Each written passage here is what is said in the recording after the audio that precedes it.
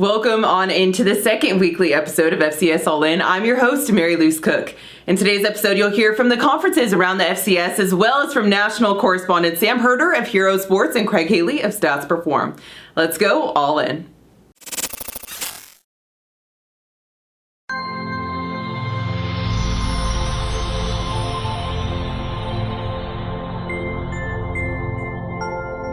Welcome to the Missouri Valley Football Conference Extra Point. College football kicks off this weekend as Indiana State hosts border rival Eastern Illinois in a zero-week matchup. For the Sycamores, it's been 644 days between games as Indiana State opted out of the spring 2021 season. Head coach Kurt Mallory loves his team's improved depth and has been preaching a slow burn to his club. NIU transfer Anthony Thompson was recently named the starting quarterback. Teammates praise his mobility and knack for extending plays. He'll have plenty of targets to throw to as the receiver and tight end group is loaded, highlighted by Dante Hendricks, Rontrez Morgan, and tight end Zach Larkin, along with a pair of Big Ten transfers. The offensive line added depth and is bolstered by the return of seventh-year senior Isaiah Edwards, aka Big Tuna, from a medical redshirt. The defensive line is another strength, anchored by Enoke Moala on the edge.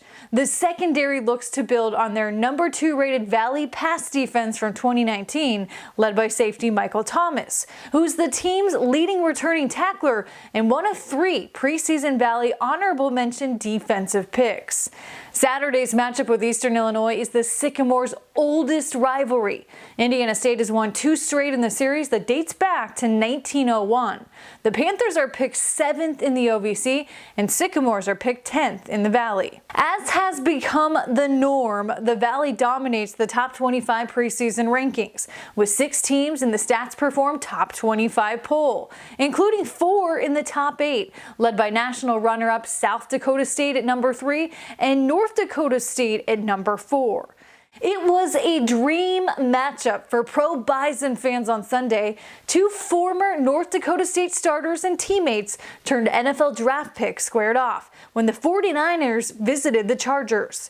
Quarterback Easton Stick got the starting nod for the Chargers, while Trey Lance got first-team reps in relief of Niners QB Jimmy Garoppolo. Both threw touchdowns, Stick finishing with a slightly better passer rating, although after an initial interception, Lance closed his day strong, going 7 of 8 for 93 yards and 2 touchdowns. With season opening games almost here, here's a look at the Week 1 schedule, highlighted by 5 FBS games.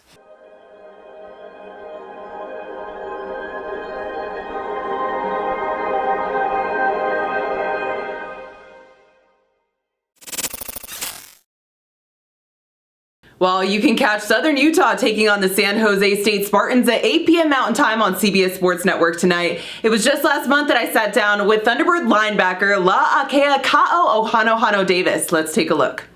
It was crazy, actually. So I actually had a full ride to Nebraska for track. So I was just going to walk onto football over there. But like 2 weeks before signing day, my mom just told me out of the blue, okay, you're going to Southern Utah University. I was like, where? Like, I had no clue, no idea the school existed. Went up there, met Coach Demo and everybody, and then met a solid group of guys, and I love it here. I love SU. I remember the first couple of weeks I moved out. It was the very first day my parents left. Those goodbyes, and then once they got out of sight, I was just bawling. Every single day I would call them up. I'd be like, Mom, I just want to come home. And she's like, no, La, trust me, you're just saying this right now. Get to know people, you know what I mean? I think you'll like it out there. And then over the years, nowadays I only call them once a week, every Sunday. So, my mom was like, oh, how come you don't call? But throughout high school and stuff, I was a receiver and a safety, cornerback sometimes. I just thought of myself as a skill position. And then Coach Demo asked me when I kind of first came up here, oh, you better watch out, we might move you to linebacker. And I was like, no way, just brushing that off, not even trying to push that into existence. But then, I don't know, I'm here now and everything fell into place, and I'm loving it now. I love being a linebacker now. It's fun. you're just always in the play, no matter what, pass or run, you're just always in the action. Just as a young kid, just wanted to have everything now, wanted to just go to the next level now, instead of because when I was younger, all the stuff I know now, all the time and the work, I never knew that. So I'm kind of glad I went through all of this to kind of just shape myself and know more about what I have to do and stuff like that. Yeah, it's cool. Don't get me wrong, to finally get the recognition and stuff after just so long of just waiting in the dark. But I don't know, I just learned to appreciate everything that I have and just work hard and appreciate all my teammates that I have. Everybody's so awesome. Coaches put me in the right position, and I'm just grateful for everything that I have right now. Yeah, in the weight room, on the field, just everything I do, I just have to have more confidence that, hey, I can do this. Even trying to get back, I just want to be more dominant, more express more leadership qualities to my teammates. I want to be in more control, I guess. I don't know, I just feel like I haven't reached my full potential. Definitely hitting the playbook more, staying in the film room, doing extra work on the field, everything that I can to just improve my game and step my game up. The confidence is for sure at an all-time high, and I'm going to try and just ride this out. Yeah.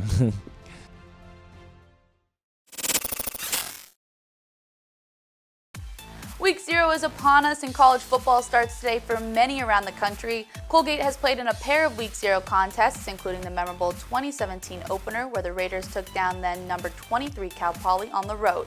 Alex Matthews' 56-yard touchdown in the second quarter fueled the 2014 Colgate win. Hi, I'm Maria Travel Peace in the Patriot League studio.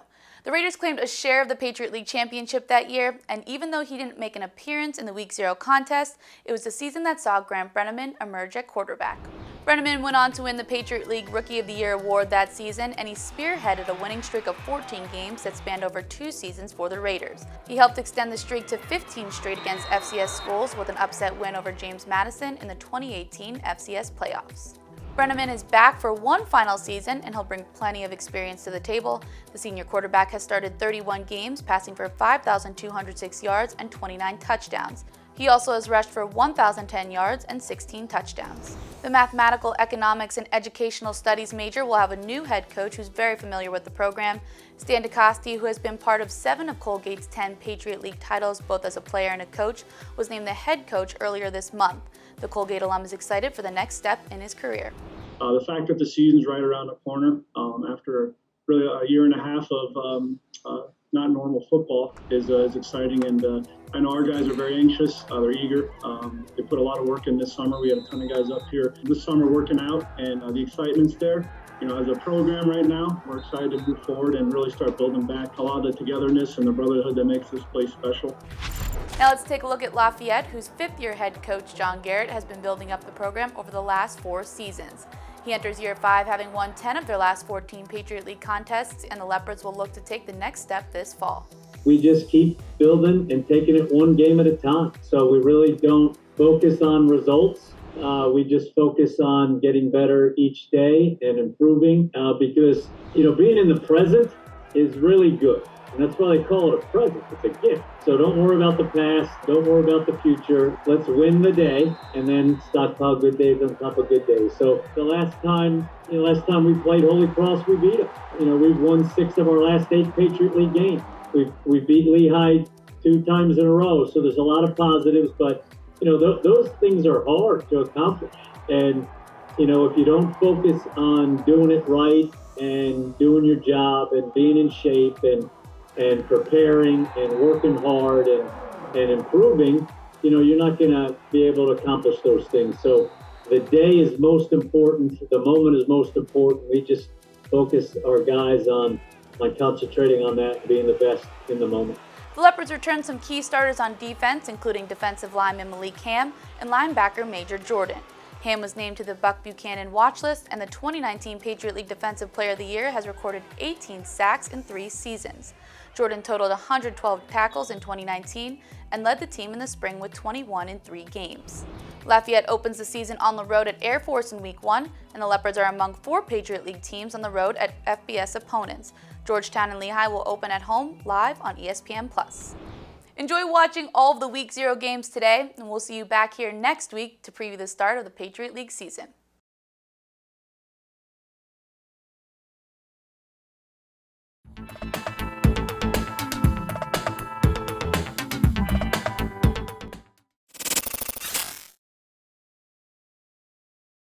There are no Week 0 games on CAA football schedule, but 4 conference teams will kick off their seasons under the lights on Thursday, September 2nd.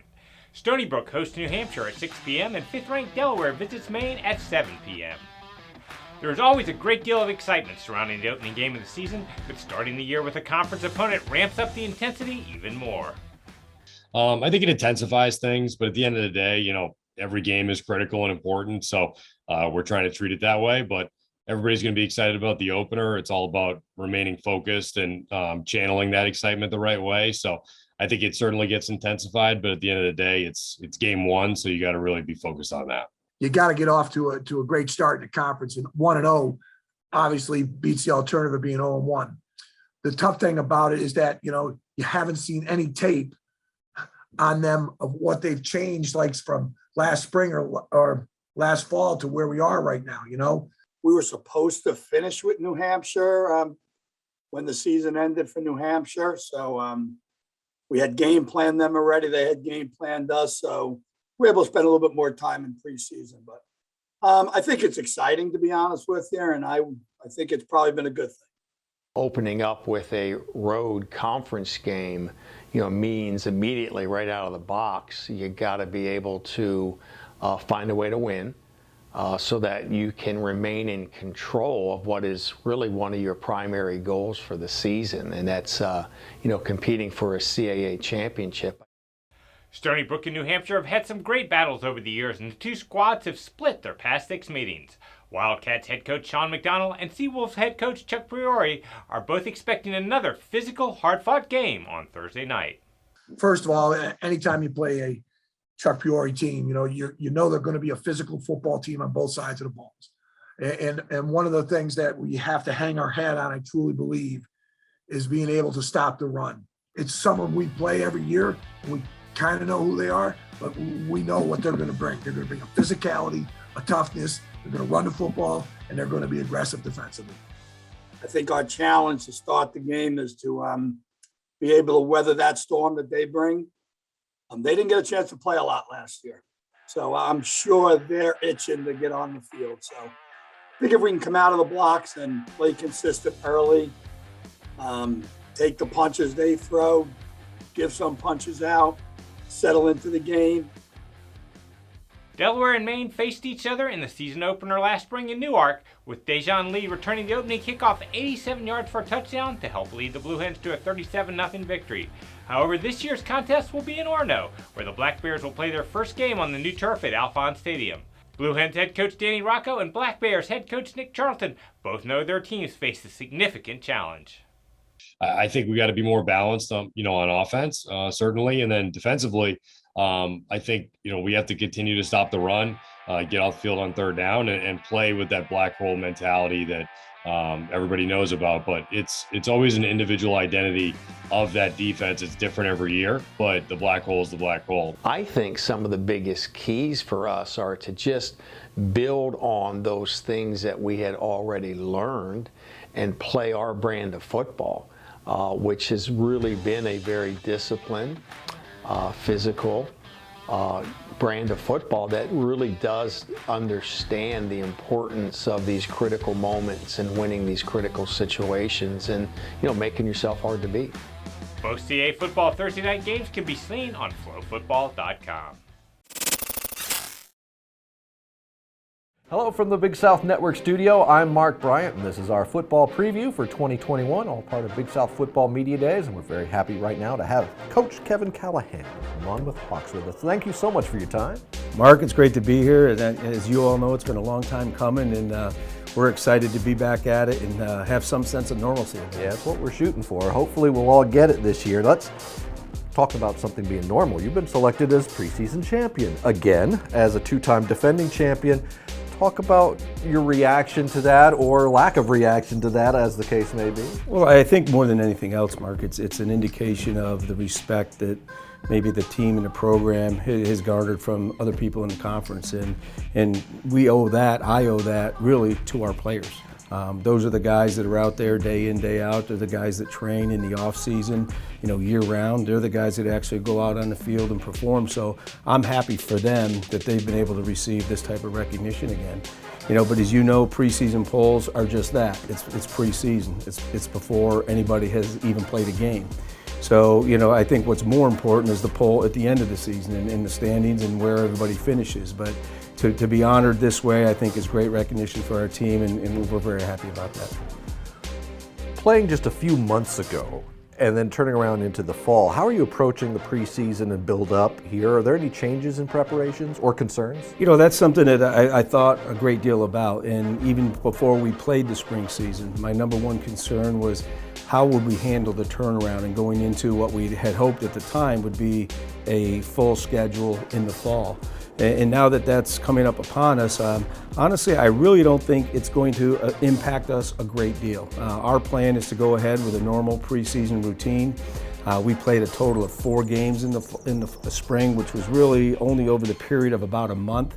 So in that, it wasn't a lot different than having spring practice for the month of April, although there were more games built in there and we had more competitions on the weekends.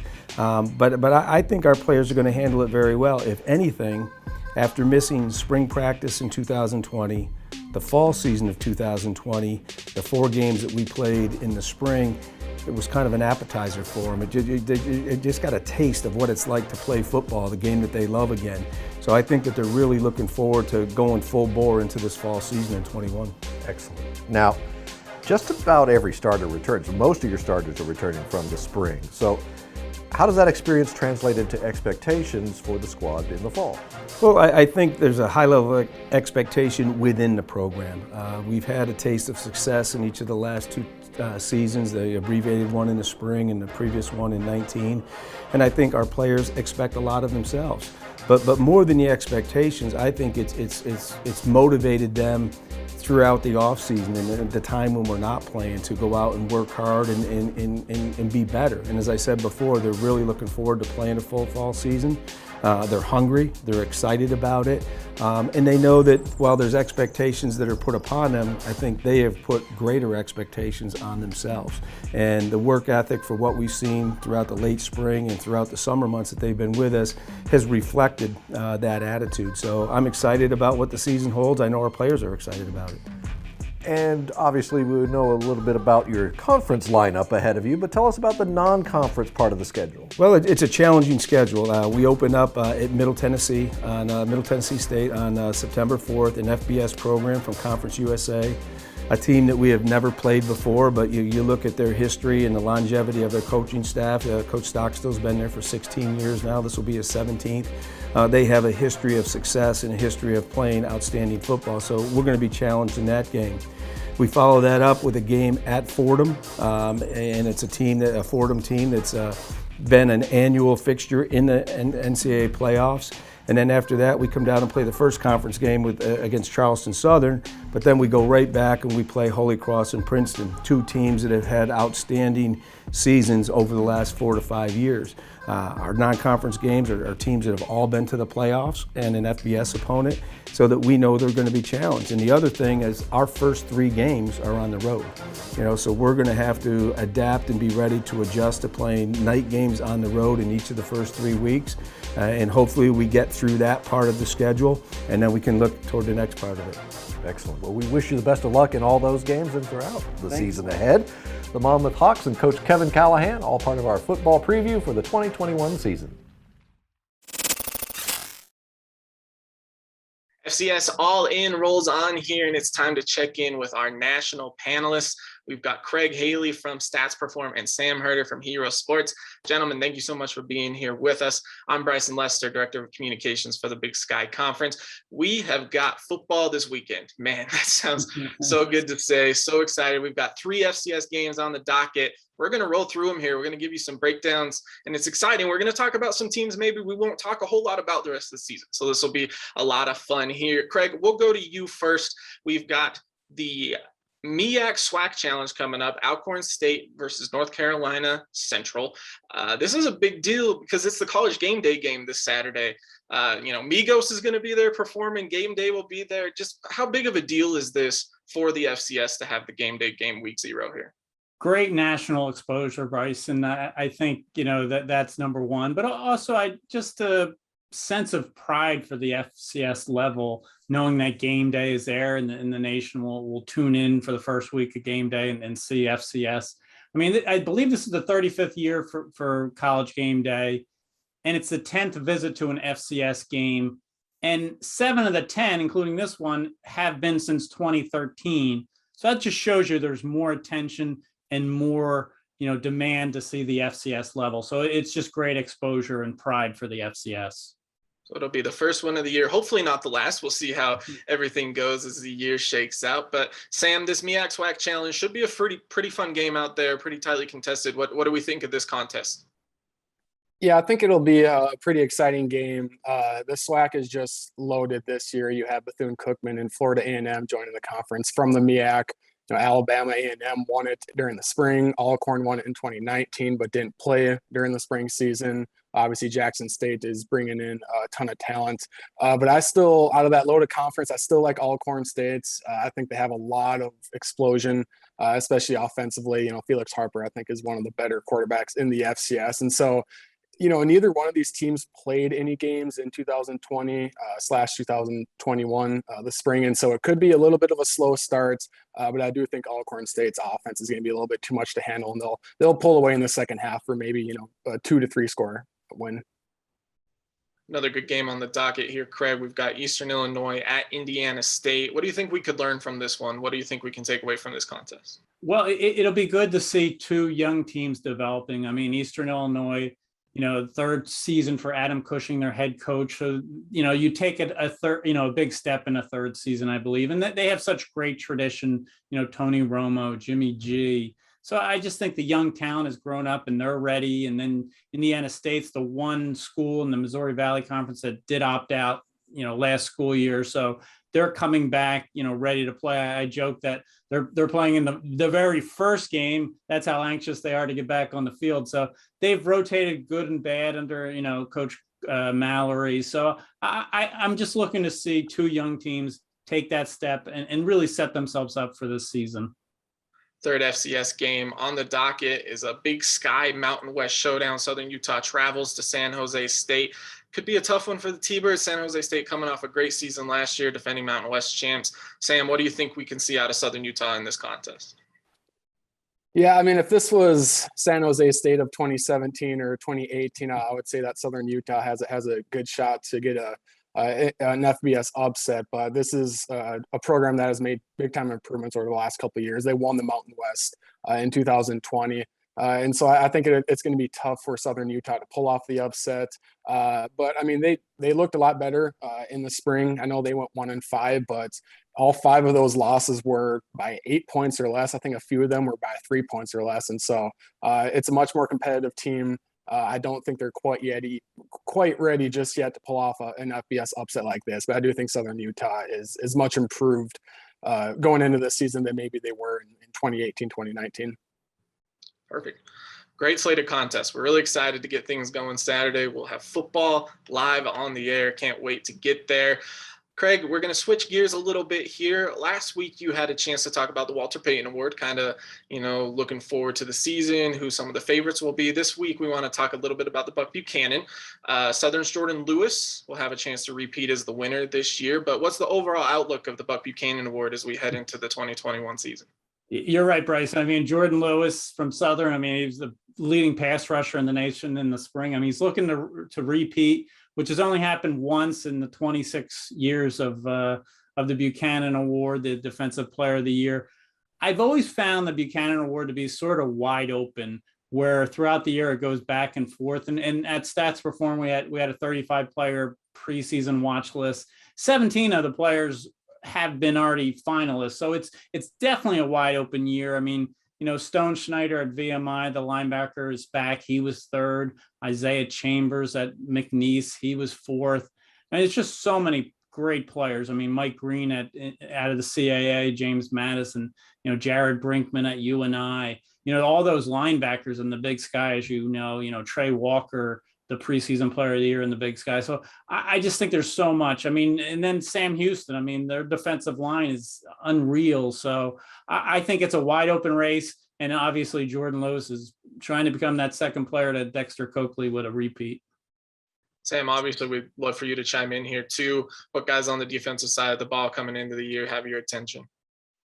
Yeah, there's a lot of standouts on the defensive side of the football this season, but three guys that kind of intrigued me are three guys that didn't play the full spring season: Montana linebacker Jace Lewis, Florida A&M defensive back Marquise Bell, and then Portland State defensive back Anthony Adams. I think those are three guys that, we saw. I think Portland State played one game, Montana played two during the spring season, but these are three really good defensive players that we haven't seen play a lot of football in the last year. And so those are three guys I'm keeping my eye on. And I know Craig mentioned, but Mike Green, I think, is set for a fantastic season. He might not have humongous stats because James Madison is going to be rotating players like crazy on the defensive line, but I think Green has next level talent, and I think he's probably playing his more comfortable position on the interior of the defensive line. He bumped out to the edge during the spring season, so I think Green is going to have a great year. So to put a bow on it, Craig, sounds like we're going to have a close vote at the end of the season when it comes to picking the Buck Buchanan winner. Should be a lot of fun, a lot of talented guys out there in the FCS. Let's move on to this here.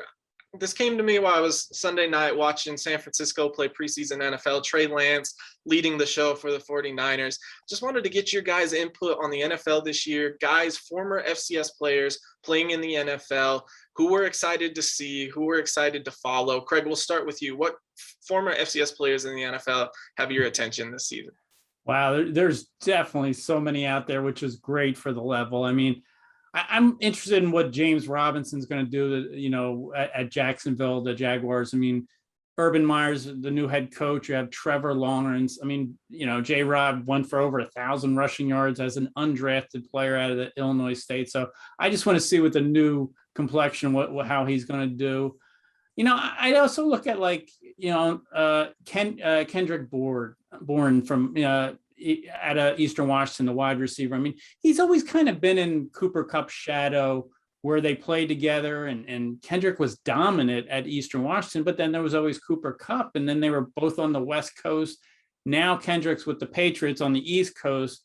I think they're going to utilize him in so many different ways. I think he's going to have a big year. So I want to see him come out of Cooper Kupp's shadow because he is just fabulous, coming from the FCS level. Sam, same to you here. What former FCS guys in the NFL this year you watching out for? Yeah, I mean, with the Colts, obviously Carson Wentz is taking a lot of the headlines as far as former FCS players, but Darius Leonard, a standout linebacker from South Carolina State that's playing with the Colts now, he just recently signed a five-year contract, $99 million, and so that's a pretty decent chunk of change right there. And he's one of the best defensive players in all the NFL, and he's a blast to watch. And so definitely we'll be watching him. But then sticking on the defensive side, Jeremy Chin from Southern Illinois, now playing with Carolina. He was a rookie last year, and they used his versatility very well. He's kind of a safety linebacker hybrid, and he made plays all over the place, whether it was against the runner or against the pass. And so excited to see what he can do in year two. Good stuff, guys. As always, you two always come on here and crush it. Want to give you an opportunity real quick to publicize what you've been working on. Sam, we'll start with you. What can FCS fans be on the lookout from you this week? Yeah, I recently launched a new FCS podcast. It's called FCS Football Talk. You can find that, basically on any of the platforms or your favorite platforms to listen to podcasts. You'd be able to find that. Then just throughout the week, looking at upcoming games. We'll definitely release my Stats Perform Top 25 ballot every Monday. Some playoff predictions, want some games a few games into the season, we'll have weekly playoff predictions and stuff like that. So just a few things to look out for on herosports.com. Good stuff. Craig, same to you. What have you been working on out there? Sure. Thank you, Bryce. I mean, we've been going around the nation with conference by conference season previews, and that's kind of what we've done leading into the season, just, making predictions, looking at the different conferences on the analyst.com. As we move ahead, I mean, the first in-season top 25 media poll will be out on Labor Day. So it's a lot to look forward to. Everybody's anticipating this FCS season, so it's going to be a lot of fun. Awesome. Great stuff, guys. Thank you so much for being here with us. Craig Haley, Sam Herder, Bryson Lester signing off. Enjoy the rest of FCS All-In.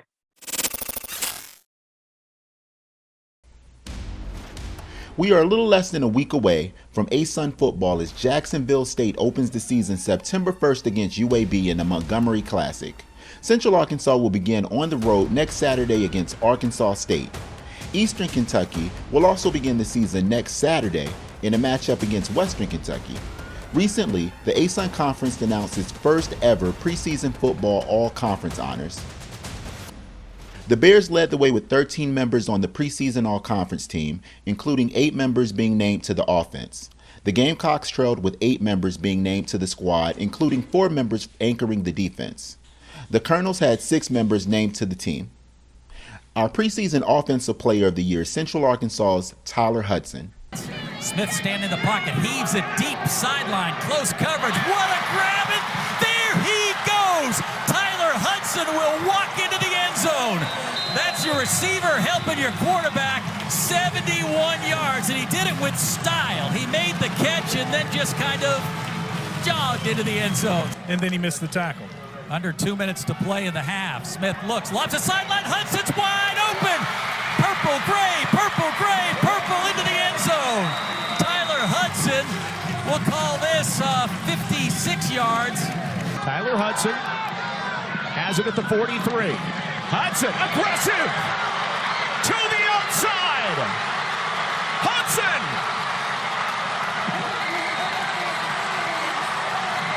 Tyler Hudson. It's been the worst. Our preseason defensive player of the year is Jacksonville State's Nicario Harper. Anthony Paoletti in at quarterback. The flip back, that is Gene Coleman, and Jacksonville State is not fooled. Nicario Harper. Yeah, and he's showing you right there, Harper is, why he's the defensive player of the year. Just smart instincts, sees it coming the entire way, coming down from the safety position. Miller steps up in the pocket, delivers the pass, and it's picked down at the 2-yard line, intercepted by the Gamecocks, Nicario Harper. Great job by Harper. 8. Pass is caught, but short of the first down. Ball came loose. It's picked up by the Gamecocks. No whistle, and it's going to be returned for a touchdown by Jacksonville State's Nicario Harper. With the 2021 Southland Conference football season just a matter of days away from kicking off, let's take a look at a couple individuals to keep on your radar this fall. But before we do that, here's another look at the preseason poll headed into the season. After finishing last season with a 4-3 record and 20th and 21st in the final FCS polls, Southeastern is the preseason favorite with 8 first-place votes. Now, turning our attention to specific individuals who have been recognized as players to watch this season. Given out each year to the National FCS Offensive Player of the Year, 3 Southland Conference student athletes have been named to the Walter Payton Award watch list. Southeastern quarterback Cole Kelly, UIW quarterback Cameron Ward, and Nichols wide receiver Dejon Dixon. After winning the Walter Payton Award last season, Cole Kelly is looking to become just the 3rd student athlete to repeat and take home the honor more than once. Named first team preseason All-America by Stats Perform, the 2020 Southland Offensive Player of the Year finished last season 2nd nationally in passing yards with 2,662 and was responsible for 27 touchdowns in 7 games, throwing for 18 running in 7, and catching 2.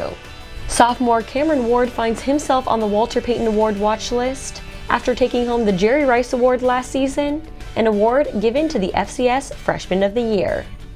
In his rookie campaign, Ward led all FCS quarterbacks in passing touchdowns with 24 and ranked 3rd nationally in completions per game and passing yards per game with 30.5 completions and 376.6 yards respectively.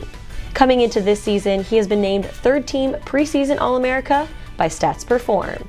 Dejon Dixon also finds himself on the watch list as he enters his final year being named 2nd team preseason All-America by Stats Perform. Ranked 8th on the Southland career leaderboard for receiving yards with 2,800 and receiving touchdowns with 27, the senior wide receiver led the Colonels last season in receiving with 73.43 yards a game and 7 touchdowns. Awarded to the National FCS Defensive Player of the Year, McNeese defensive lineman Isaiah Chambers and Southeastern defensive back Fernando Jordan are the 2 Southland Conference student-athletes named to the Buck Buchanan watch list. Finishing 4th in the voting for the award last season, Isaiah Chambers was named a consensus first-team All-American after his performance on the field in 2020. Awarded the Southland Conference Defensive Player of the Year in his first season with the Cowboys, Chambers ranked 2nd in the FCS and 1st in the Southland Conference with 7.5 sacks and 14 tackles for loss. He also recorded 32 tackles and had a team-high 11 quarterback hurries and has been named first team preseason All-America by both Stats Perform and Hero Sports. Earning his 2nd All-America nod in 2020, Fernando Jordan enters his senior season in the top 5 in Southland Conference history in career interceptions returned for a touchdown with 3 and interception return yards with 300. The Lions defensive back tallied 28 total tackles, 2 interceptions, and forced a fumble last year, and has been named first team preseason All-America headed into this season. We have mentioned a handful of preseason All-America selections, but here's a look at all the Southland student-athletes who are recognized by Stats Perform as well as Hero Sports.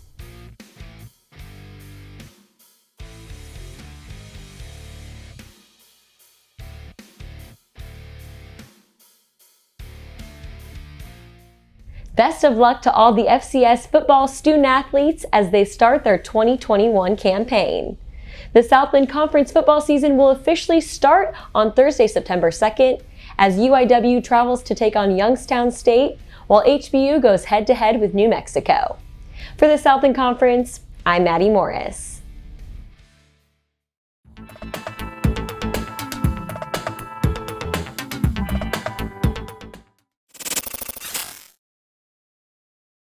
In this next segment, we'll take a look at the PFL's new member, St. Thomas's transition to the FCS. The fall 2021 season marks the start of a new era for the University of St. Thomas as the program begins its transition to Division I and the Pioneer Football League. Because of the pandemic and lack of a season last year, the team hasn't played a regular season game since 2019. We got a chance to talk to head coach Glenn Caruso about the changes, the team's preparation, and what it'll feel like to step back out on the field in front of fans. Whole process is really because of COVID, and for us been stretched out closer to 2 years. I mean, it's been 20 months since we played a football game. And that's been good and bad. There's pros and cons to that. I think one of the benefits was there's a lot of work that we had to do to get to this point. There's still a ton of work that we have to do moving forward. So it allowed us to spread that out a little bit more. And for us, you're right, we've been here a long time, 14 years. And culture is the most important thing to us, is who we are, what we believe. And no matter who we play or where we go, we hope that we don't change who we are. It's simply easy to say half of our team hasn't played in college football. I mean, that's absolutely true. But that doesn't mean that same half has not been a college football player, right? So a quarter of our team, obviously, like everybody else, freshmen, 28 new players, 110. But the work and the opportunity we had to do with those, to work with that last year's freshman class, those 29, 30 guys, no, we didn't get a chance to play in a game, but we did get a chance to practice and scrimmage against another team that has a really good culture, that being ourselves, right? And so I think that helped in many ways. But at the end of the day, I can talk all I want about how we prepared them. We'll tell. Ask me in about a month, and I'll tell you how that went. Even to have a scrimmage the last couple of weeks in front of people was amazing in our spring game, and even though it was limited, but I think it speaks to the reason why football is America's passion. It's not just the players going through practice and going through the game. It's the ritual, it's the routine, the religious nature that so many people coming together for a common good can affect. And even when we went to NFL games last year, or we watched college football games with limited attendance, it's a great reminder that you're playing this game for more than just yourself and your team. Grow every day, one solid step. Now, I get it. It's trite. You're like, here we go again, coach speak. But I don't think it is. As I reflect back, Katie, I think we've done a lot of good things over the past 10, 12 years. But the things that your viewers and people look at, those aren't what we work on every day. That's the byproduct of what we work on every day. And I know no one wants to hear a coach talk about process, but at the end of the day, we're educators. And if we're not raising our men to be great fathers and husbands and leaders, and then what are we doing? So whether or not we've won games or lost games, that's never been our focal point. And that serves us really well right now, because for us, we got a lot of process to go. Let's start out visiting with the commissioner, Jim Schaus. You're getting ready for year number 3. First couple of years, of course, have been challenging in ways none of us could ever have imagined, but here we are now, excited to be playing football again in the fall. It's great to be talking about SoCon football in the fall together. So we're looking forward to the season, anticipating a successful season, a healthy season, getting back to normal. We're going to be mindful of the COVID issues, obviously, from a safe and healthy standpoint, but we're looking forward to it. We're a conference that's an elite conference, and we've been, we have 8 national championships, and our goal is to compete for a national championship this year and every year. And we've talked about it. This conference for years has had its eye not only on the prize of being the champion of this league, but also making noise in the postseason and making a run toward a national title. And it seems as if this league is now poised to very much be in the national conversation. I think so too. Look at our champion last year, VMI, goes to James Madison on the road with a backup quarterback and is 2 minutes away from winning that game. If you can win that game, you can beat anybody in the FCS playoffs. Going to be a lot of depth this year in our league's teams, and should be a very exciting year. Hopefully we'll have full attendance.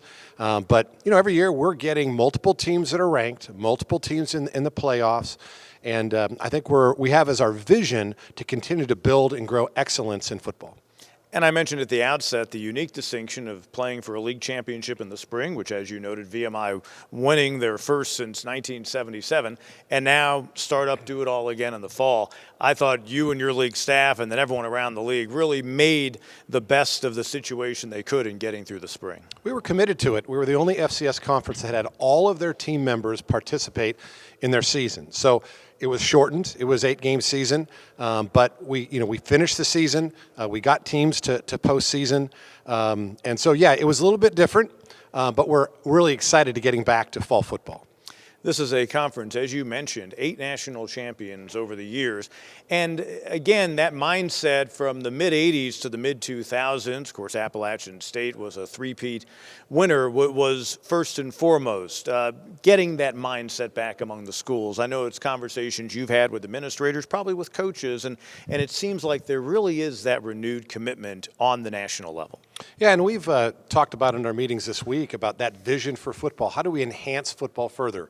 It's building that brand, whether it's regional television, any way that we can do things with the national and local media. Investment obviously is going to be a key strategically for schools to take a look at. How can we ensure that we're scheduling properly in order to align ourselves well for postseason play? So, are you scheduling a non-Division I game? Are you scheduling up enough if you have a chance to be an at-large team? The same type of conversations that we had 2 years ago about men's basketball, we're having now with football to elevate that, working with the playoff committee. So how can we better position ourselves for that? This is a conference that, interestingly, was able to reap, I think, some benefits of playing in the spring because so many young stars established themselves, and that's got to be very positive. And if you look at the rosters around this league, you see 9 starting returners on offense and 10 on defense. I think that's pretty important, and maybe one of the untold stories as we get ready for the fall. You're going to see a couple of our teams, ETSU, Chattanooga, I think they return everyone. So, yeah, there's no question that that's going to be a real critical area. We had 12 All-Americans last year in the SoCon. So we have some outstanding talent, outstanding coaches, which we found out with Scott Wackenheim being our National Coach of the Year in FCS. But really exciting teams to watch. So I'm looking forward to it.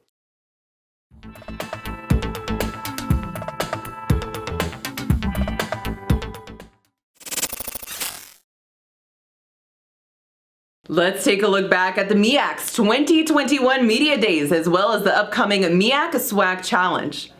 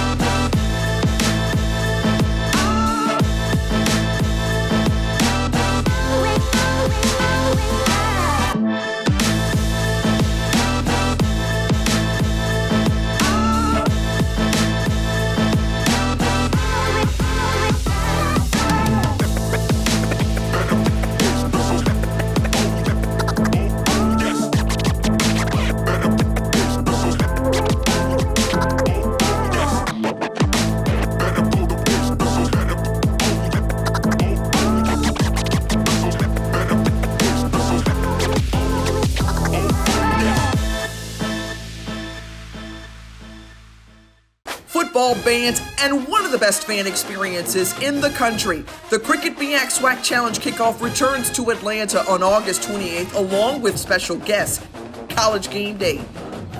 Then Alcorn State takes on North Carolina Central with conference bragging rights on the line. Center Park Stadium is the place to be on August 28th. Come tailgate all day before enjoying a primetime matchup on the gridiron. You don't want to miss this. Check out MEACSWACChallenge.com for more information.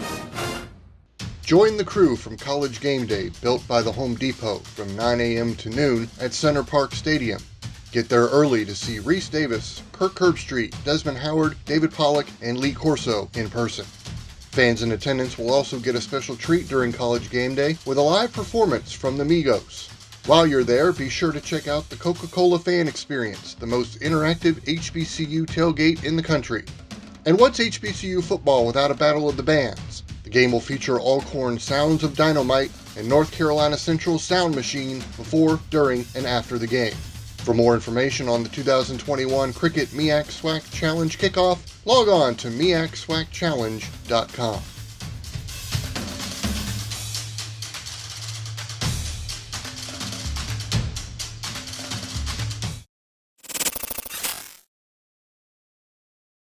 Now in his third season as head coach at Eastern Illinois, Adam Cushing is not only laying the foundation for a successful Panthers program, but he is also looking at the big picture of what is happening nationally. Last August, he was named to the NCAA Division I Football Oversight Committee. Cushing is the lone coach on that committee, which ensures the appropriate oversight of football at the Division I level while also enhancing the development of the sport. I wanted to be involved for an opportunity to make a difference. The game of football has done so much for me, for my family, and that's kind of what I got in this thing to do, was to make a difference in young men's lives. And I get to do it on a very, on a small scale, on a day-to-day basis individually, obviously on a little bigger scale running the program, but I wanted to have the biggest impact I could possibly have. And I really believe right now we're at a critical juncture in the game of college football. You see these rules that have been put into place here in the last few years, and I think how we respond as an entire college football organization, as all the stakeholders involved, the NCAA, the coaches, the players, the universities, will really define how we go forward here. And so this is, I'm fortunate to have a really long career path in front of me still, and an opportunity to really positively affect what's coming down the pike here, and what the rest of college football is going to look like for the next 10, 15, 20 years. Part of the FOC's role is to prioritize the enhancement of the student-athlete educational experience, and in doing so, promote student-athletes' personal growth and leadership development, as well as help provide solutions to issues impacting the health and safety of student-athletes. There's a bunch of pretty significant rules that have just been put into place with name, image, and likeness. Obviously, the one-time transfer exception. Those are really important, I think, in our continued ability to support the student athletes and help them have the best positive experience they can possibly have. That's, in the end, college football is absolutely a vehicle to prepare them for life after football. And we got to make sure that their experience is positive for that, right? That they get something out of that experience. And sometimes it takes a little bit more in order to do that. But there's all sorts of other things that are going on behind the scenes as well to continue to make the game healthy and safe. Some of the changes to the preseason practice model, we're taking a comprehensive look at the whole 365-day calendar to make sure, again, that we're making it a positive experience, that we're letting the student athletes get what they want out of that, making sure that they have a voice within it, and that the coaches that do it on a day-to-day basis have a voice within that. So it's an incredibly exciting time to be part of organizing and shaping the future of college football. And again, just completely honored to be part of that process.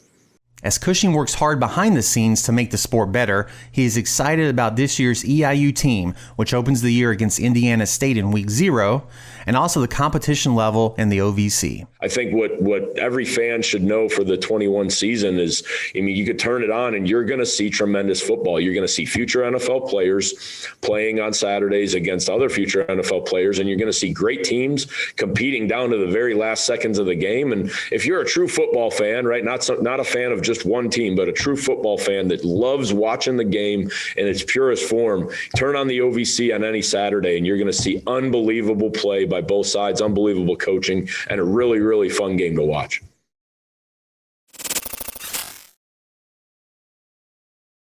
Ralph Ventry here with your Northeast Conference update.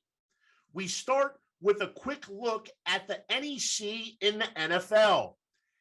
NFL preseason week 3 is here, and a number of Northeast Conference alumni are pursuing their dreams at the next level. Former Bryant receiver Tom Kennedy has done well for himself in Detroit. Kennedy, a 2-sport all-NEC performer, has led the Lions in receiving yards in each of their first 2 preseason games. Kennedy spent much of the past 2 seasons as a member of the Lions practice squad. Now shifting from the NFC North to the AFC North, former Wagner offensive tackle Greg Sinnott is competing to earn a roster spot as the Cleveland Browns swing tackle. Sinnott, a former Ravens draft pick, played in 10 games for the Cowboys in 2020. Then there's Duquesne alumnus Christian Kuntz with the Pittsburgh Steelers of the AFC North. Kuntz, a former 2-time NEC Defensive Player of the Year, has spent time as an NFL practice squad player and has also competed in both the AAF and the XFL. Now, the linebacker turned long snapper hopes to win a spot on the Steelers' 53-man roster. Discover more NEC and NFL connections by visiting the NEC Overtime blog. The NEC Overtime blog at necovertime.com. As for the swiftly approaching Northeast Conference football season, September 2nd is the first game day, and it's a date that has been circled on NEC Commissioner Noreen Morris's calendar for quite some time. Earlier in the preseason, Commissioner Morris shared her excitement for the weeks ahead. I am so excited to be talking about football in the fall. We had a tremendous season this spring, but as we all know, that was abbreviated, only 4 games per team in the regular season. Hats off to our institutions who were able to make that work. But we are really excited about jumping into our 26th season of football this fall in a full schedule with all 8 of our teams competing. I cannot be more excited for our student athletes to have a little more sense of normalcy and to be able to play for the NEC title through the regular season rather than having an abbreviated season. So I cannot be more excited to be talking to you today. We are a month out from our first game, and I can't believe it's already here.